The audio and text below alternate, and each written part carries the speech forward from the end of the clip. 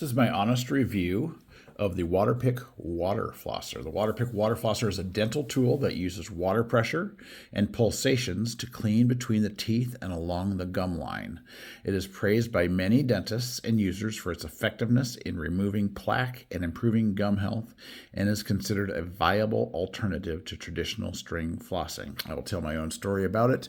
I have forever been plagued with gum disease my entire life until about 6 or 7 years ago when I was recommended to buy a Waterpik Water Flosser.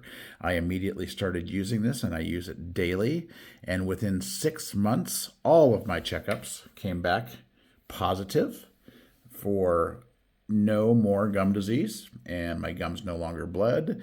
I no longer, when I went in for teeth cleanings, did they ever talk to me about, "You're not really flossing anymore, are you?" They would tell me, "Wow, you're doing an amazing job at flossing."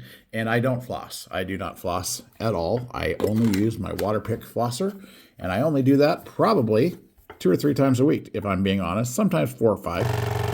But you can see it's pretty strong, and you can set that for different strengths